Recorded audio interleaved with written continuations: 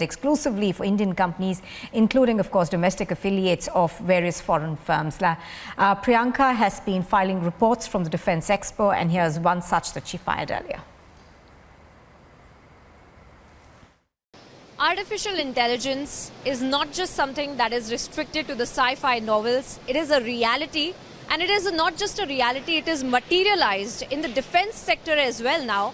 And standing here right now at the Indian Pavilion, it is with great pride that we see that artificial intelligence with indigenous companies that has been inculcated in the defense sector and in separate technological advancements that have been made, and we will be walking you through some of them and get you through the details of what's really happening here in the Defence Expo here in Gandhinagar, where in the Indian Pavilion we see several in fact of these exhibitions that have been made of the kind of technological advancements that have been made in the defense sector as well, and how the artificial intelligence also helps in creating better lives in the defense sector as well. Let's get on a word from some of the exhibitors here. Let's get into an understanding of how the AI is actually helping make the defense sector a little better.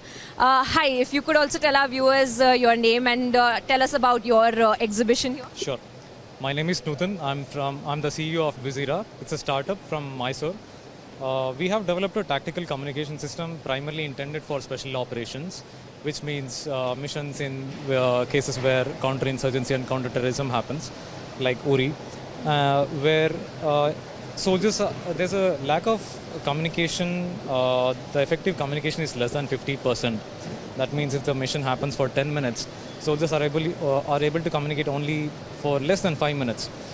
Because during such scenarios where soldiers, even a small whisper will travel a long distance, and enemies can detect the whereabouts of our soldiers, which is very dangerous for our missions.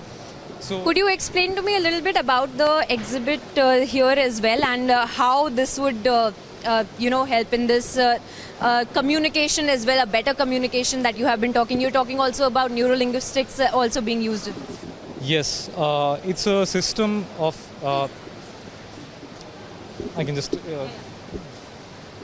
so all the electronics are embedded within the uniform, and it's creating a digital twin of the soldier, which means it's modeling the motion, the health of the soldier in real time.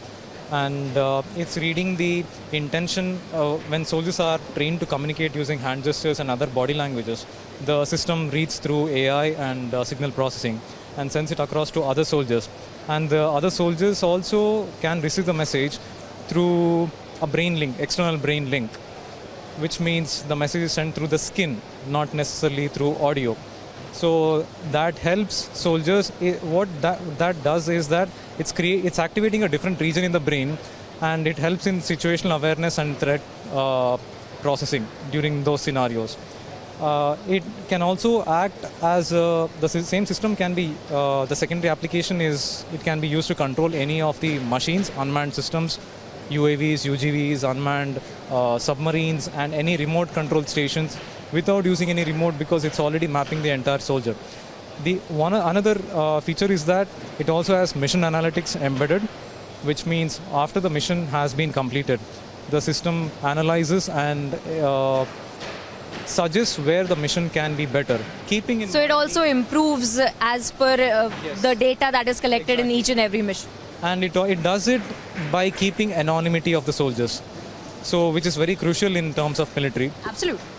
So that's what this is, first of its kind system in the world. It's a patented technology, and we intend to implement it with the special forces of the Indian Armed Forces.